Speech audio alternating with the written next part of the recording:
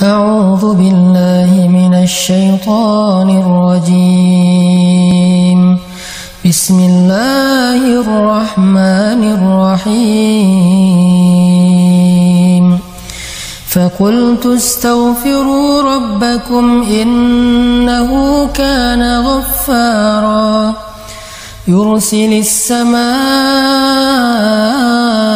عليكم مدرارا ويمددكم بأموال وبنين ويجعل لكم جنات ويجعل لكم أنهارا. Sadaqallahul Azim. Assalamualaikum warahmatullahi wabarakatuh. Teman-teman semuanya, sobat zakat yang dirahmati Allah Subhanahu wa taala. Kita ketemu lagi dalam program Tausiah Kebahagiaan Ramadan bersama dengan Rumah Zakat. Hari ini kita akan bahas tentang keutamaan istighfar. Karena istighfar itu adalah salah satu zikir yang sangat ajaib di antara sekian banyak zikir-zikir yang istimewa dalam Islam. Bahkan kalau kita baca sejarah, Allah selalu mengganti satu ujian atau satu musibah dengan kebaikan itu karena istighfar. Ketika Nabi Adam beristighfar, maka Allah mempertemukan beliau dengan istrinya yang sudah berpisah sekian puluh tahun. Ketika Nabi Yunus beristighfar, maka Allah menyelamatkannya dari perut ikan sehingga kembali bisa berdakwah di muka bumi.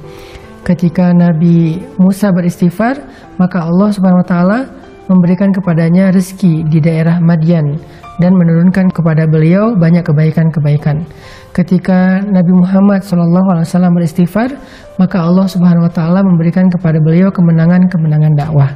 Makanya di dalam Al-Qur'an Allah mengatakan, "Idza jaa nasrullahi wal fath wa ra'aitan nasa yadkhuluna fi dinillahi afwaja fasabbih bihamdi rabbika wastaghfir." Dan beristighfarlah, maka Allah akan berikan kemenangan itu berlipat ganda. Kemenangan itu beruntun, bukan hanya satu kemenangan. Makanya membahas tentang istighfar ini artinya kita membahas tentang kunci kesuksesan dan kebahagiaan hidup. Di dalam surat Nuh yang tadi saya baca, Allah Subhanahu wa taala menyebutkan beberapa keistimewaan dari istighfar yang sifatnya urusan dunia.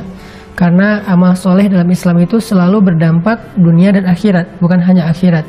Jadi kalau kita ngomongin amal soleh dalam Islam, kita bukan cuma ngomongin tentang pahala akhirat, bukan cuma ngomongin tentang surga neraka, bukan cuma ngomongin tentang kehidupan setelah mati, tapi kita juga ngomongin kehidupan kita di dunia.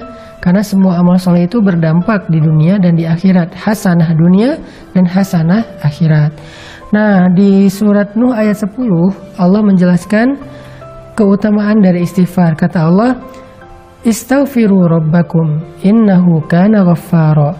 Mintalah ampun kepada Rabb kalian dengan istighfar, dan Allah itu Maha Pengampun, Ghaffara, yang artinya Allah itu nggak pernah ngitung-ngitung dosa kita kalau kita udah istighfar. Mau sebanyak buih di lautan, mau sebanyak bintang di langit, mau sampai memenuhi langit dan bumi, kalau kita istighfar sekali aja dengan tulus dan ikhlas, maka Allah Subhanahu wa taala akan mengampuni semuanya sekaligus. Fala ubali, kata Allah dalam hadis qudsi, aku nggak peduli berapa banyak dosa dia. Itu namanya Ghaffar.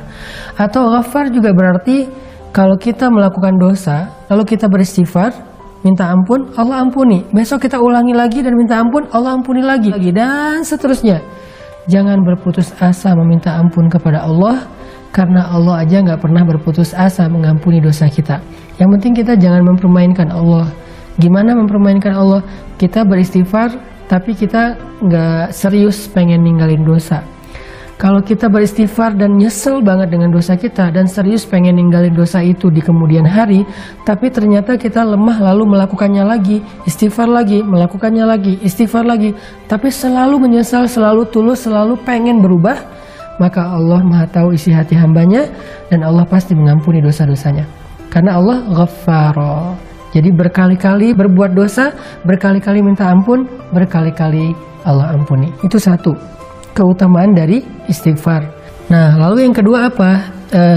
Keistimewaan dari istighfar terutama dalam urusan kehidupan kita di dunia. Kata Allah, yursilis samaa alaikum midrara. Allah akan mengirimkan air hujan dari langit kepada kalian mengucur deras. Apa maksudnya? Ternyata kalau kita ngerasa kekeringan, kita merasa kemarau panjang, cara meminta hujan kepada Allah itu adalah dengan beristighfar. Kalau kita coba tafsirkan kalimat ini dalam makna yang lebih luas, ini juga berarti tentang masalah rezeki.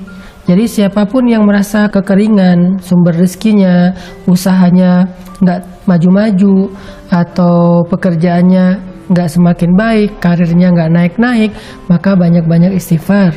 Sehingga Allah akan mengutus rezeki kepada kita. Yursil, Allah yang akan mengirimkan rezeki itu kepada kita. Bukan kita yang mengejarnya, tapi rezeki yang mengejar kita. Keren ya? Jadi orang yang rajin istighfar, rezeki akan mengejar dia, akan mendatangi dia, bukan dia yang mendatangi rezeki.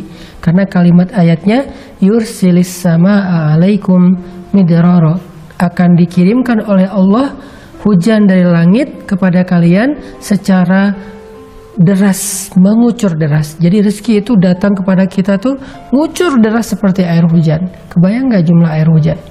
Bukan setetes dua tetes, ngucur deras sampai bahkan kadang-kadang saking derasnya dan nggak ketampung banjir di mana-mana. Seperti itulah rezeki yang akan datang kepada orang yang rajin istighfar. Bukan dicari, tapi dia yang mencari. Terus apalagi? Wa yumdidukum bi amwalin. Lalu Allah akan madad itu menjulurkan, madad itu memberikan. Allah akan menjadikan harta kalian itu turun-temurun. Kalau bahasa kita, wa yumdidukum bi amwal, Allah akan berikan kepada kalian harta, tapi dengan bahasa bukan wa yurzukum, tapi yumdidukum.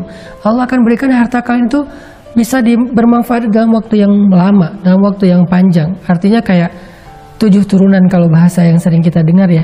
Ternyata orang yang rajin istighfar, hartanya akan bermanfaat sampai 7 turunan, sampai anak-anak cucunya. Dan dia akan bisa menikmati harta itu dalam waktu yang lama. Ada orang yang dikasih harta sebentar, habis, kemudian dia akan lapar dalam waktu yang lama. Tapi orang yang rajin istighfar, gak kayak gitu. Allah yang akan mendatangkan, Allah yang akan menghantarkan. Atau juga bisa ditafsirkan kata ulama, yumdidukum itu Allah sendiri dengan tangannya mengantarkan harta itu ke rumah kita. Kemudian wabanin wa yaj'al lakum jannat wa yaj'al lakum anhara. Allah akan berikan keturunan. Nah, ini buat yang masih jomblo nih. Karena ngomongin keturunan juga berarti ngomongin pasangan, satu paket ya.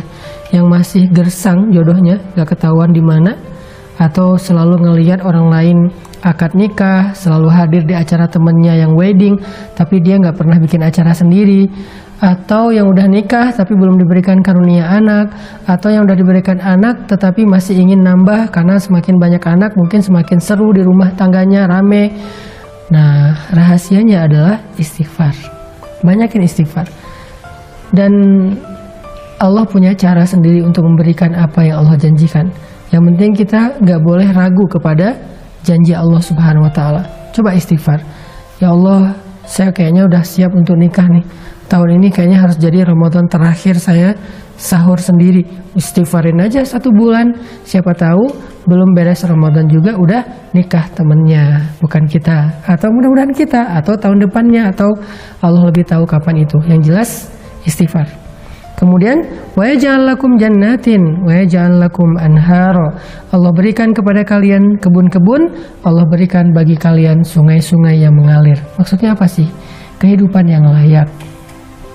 Karena kebun dan sungai ini dalam konteks ayat ketika dia turun di zaman dulu, itu artinya kelayakan hidup, punya rumah yang nyaman, punya lingkungan yang nyaman, punya keluarga yang nyaman, yang bahagia, punya harta yang terus mengalir, punya pekerjaan yang baik, punya kehidupan yang sempurna, yang semua orang akan merasa iri kepada dia. Ternyata rahasianya cuma satu dari semua kebaikan dunia ini, istighfar. Makanya Allah mengatakan fakultustaghfiru rabbakum.